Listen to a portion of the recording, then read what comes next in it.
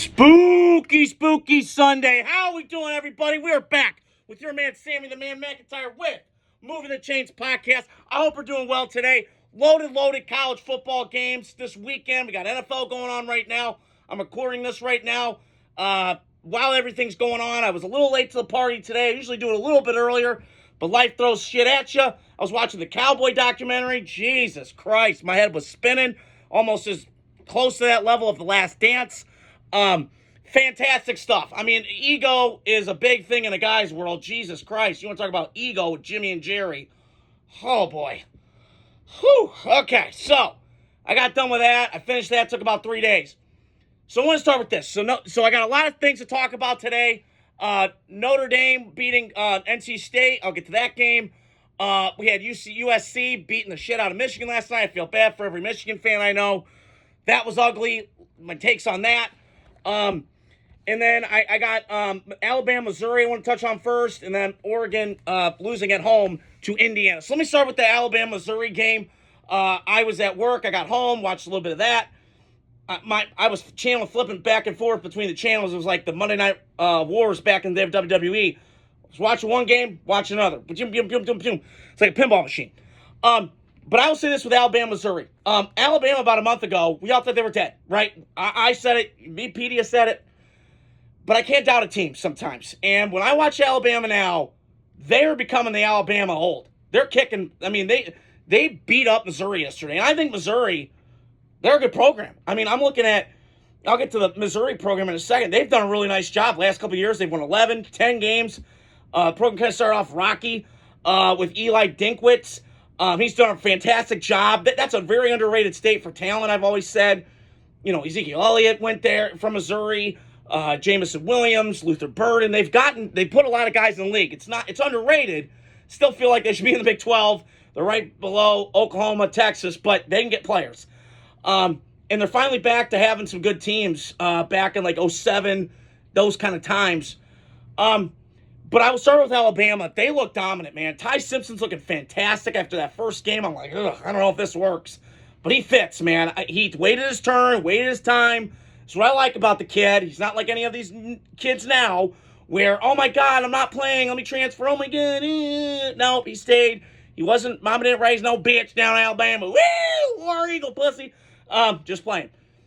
But he played well yesterday. He made some great throws. He's tough as hell. He's smart, getting in and out. He's played in a lot of loud environments. The SEC's known for that.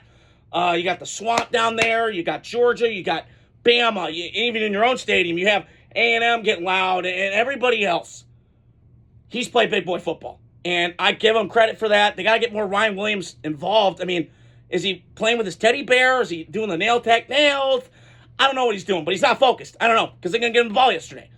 And the other thing I was really impressed with, and I know everybody's going to make a stink about this, was the coach on the sidelines berating the guy. Thank you. We need to go back to that in society. Where did we stop become like this like soft, oh, it's okay, buddy. It's okay. You missed the... No. Get on the guys. Get after their ass. I mean, I'm watching the Cowboy doc. Jimmy Johnson's saying to a guy, get ass, but get the fuck off my field. Like, I appreciate that. And we need to go back to that in society where we can be hard on people. Let's stop soft pedaling. So I was appreciative of that. That's where Alabama, that's why in Saban's dynasty, in their run, they kicked the shit out of people. They were more physically, mentally tough. What's it going to take to break you is always Nick Saban's thing. And yesterday with that team, I thought they were going to break early on. Missouri had that momentum. They got the strip sack. I'm like, oh, shit, here we go. It's kind of flipping back and forth early second half. And then what happened? Flipped. And then they shut Missouri down the rest of the game outside of the garbage touchdown. So Alabama looked like Alabama that I've seen the last couple years with Nick Saban when they were kicking everybody's ass. Okay, they look dominant. Their offensive line looks a lot better. They've gotten big statement wins the last month. Alabama's coming. And be careful. Watch out for them because Ty Simpson's getting better. They got the Jam Miller's back. They're running the football a little bit better. Not to the level that I think Alabama should, but they're getting back to playing the brand of football that Alabama is known for. And I'm just happy. And Kalen DeBoer's a hell of a coach. I thought it was funny when they gave the stat yesterday. He's like 11-0 when he's got his hoodie on. I don't buy into that shit. Whatever. Maybe he is, maybe he isn't. I don't know. Maybe superstition. Who gives a shit? So just to recap, Alabama's, they're coming. And I think they're kicking everybody's ass and they feel like the Alabama of old program. Not to that level, but they feel like they're physically better, that they're mental. They just got like a toughness to them. And I was impressed, blown away that they beat the shit out of Missouri. That's been very good, physical. And Missouri's still a good team. I'll get to them in a second. But I felt like yesterday just really out physical and just punched them in the fucking mouth over. So I was very impressed. I want to flip over to Missouri side. So I took notes this morning, as you guys know. And I was tracking down Eli Drinkwitz's record since he's been at Missouri. And because he was in the Sun Belt Conference before that. And he feels like a Southern guy. Oklahoma, Missouri, hey, brother. So I'm looking at this record here. 2020, 5-5, conference 5-5. So first year, new program. We get it. It's going to suck. 6-7 the next year. Conference thing went 3-5. Not great. 6-7 again, 2022, 3-5. Then 2023, that's when the projection hits. 11-2, still 3-5 in conference. But again, you're going through a gauntlet. You got LSU, Georgia, Bama, A&M on a good day. Kentucky's not bad. So you got a gauntlet, and okay. Then 10-3 last year. Now 5-0. They're a really good football team. They're physical. I'm watching it. They got that two-headed running back monster, that Bo kid that the transfer from Penn State. He's been really solid. I like him a lot. Gamer, tough. Got some wiggle room. He shook that guy off his knees. Hit him with that Millie Wap in it. He hit him with it yesterday.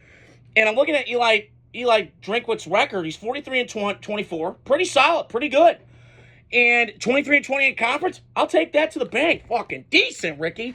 So I think Missouri, they're going to have fun. They're going to be fine. They only lost one game.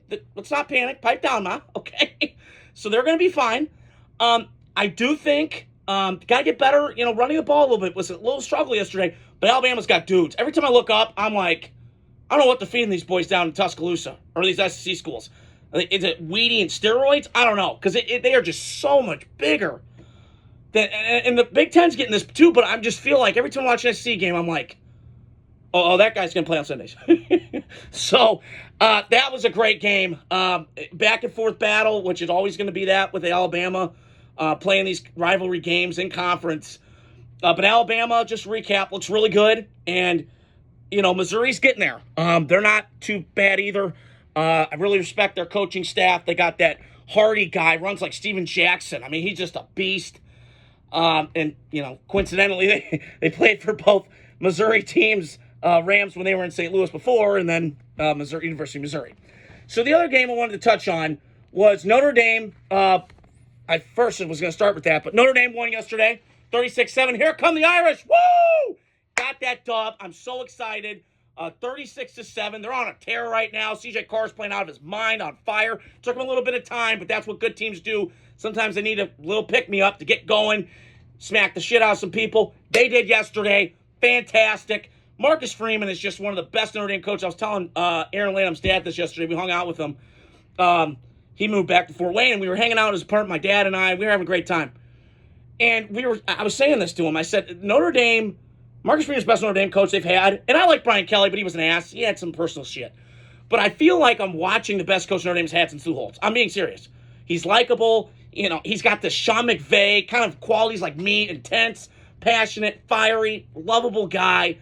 You want to run through a brick wall for him, former player, fits the Midwest. It just works. And it took them a while to get that Notre Dame program going, but they look great right now. And on the NC State side of things, listen, they're 4-3. They're kind of middle of the pack program. They put guys in the league. Phillip Rivers, Mike Glennon, Russell Wilson originally went there and then went to Wisconsin. So, they put guys in the league, Torrey Holt, I can go on and on. But they got a good team going. They got some momentum. I do think it's going to be a transition. At quarterback, he's got some physical tools, but a lot of these guys, their athletes playing quarterback than the other way around. So, got to get better with that. But I should have opened the start of the show with the Notre Dame game. I always do, but I wanted to touch on that. So, Notre Dame, elite. They're getting back. I think they're going to go to the playoff and get in. We'll see what happens in the dance. You never know. They're expanding it. NC State's going to be solid, make a bowl game. They're a pretty good program. I wanted to touch on Michigan USC last night. I watched bits of that game. I was pulling for Michigan because Derek Solomon and his stepson Brody, I love you guys and appreciate you. I was texting him prior to that game, really pulling Michigan would get the dub. Early on, it just felt like USC was having their way with them. It was just quick. Michigan didn't have any answer for them. And then they kind of were making a comeback. And then Bryce Underwood showed he's still young, still needs to grow. A lot of horsepower with him. A lot of raw. I see a lot of Favre in him. A lot of raw. Coach him, get the bad shit out of him. But, he's going to get there. And Michigan's still a solid program, elite program. One of the best programs I've seen in college football. One of the biggest brands. But they got the shit kicked out of them last night. I mean, there's no other way to put it. And they're going to struggle a little bit, Michigan is. They're going to be okay. This is going to be a transition year. Bryce Underwood, you're going to have your growing pains, no question about it. He's still a freshman. I would expect that. So, just to recap with Michigan, they're going to be okay. I'm not too worried about them moving forward. But USC shocked me. I mean, I knew Lincoln Riley. Listen, I've been critical of him. I know Zach Alexander's the biggest USC fan I know. And, I'm a Notre Dame guy, so I got to hate USC. But I will say this, Lincoln Riley can coach offense. That's never been my knock with Lincoln Riley. I just don't think he feels like the region. I feel like he's a Southwest kind of guy. Texas, Oklahoma, he's from there. It fits. I just never got the fit. Their defense is kind of eh. And last night, I was shocked. I mean, they shut down that Michigan run game that just ran wild on them, coincidentally, a year ago in Ann Arbor. They did the reverse of that last night. They made Bryce Underwood beat you with his arm. He still had some runs, in the zone read game, no question. But I felt like last night, USC got back to that Lincoln Riley-style run game they had Oklahoma. We had offensive linemen galore. They were running the ball. And Lincoln, listen, the knock on air raid, guys, is chuck it down the field. Not this coach. And I appreciate this Lincoln Riley. He can run the ball. He wants to be physical at the point of attack, get the play-action game, get the mixed direction, all that stuff going, and then hit you with the pass game. And listen, last night, they really took it to Michigan, which is a physical football team. I didn't think they would, but they really did. And now it's got a matchup coming up with Notre Dame. Mano y mano. This feels like 1980 football. Smash mouth, pulling guards, pulling centers, out in front, kicking your ass. I can't wait. Rock'em sock'em football, baby. I cannot wait.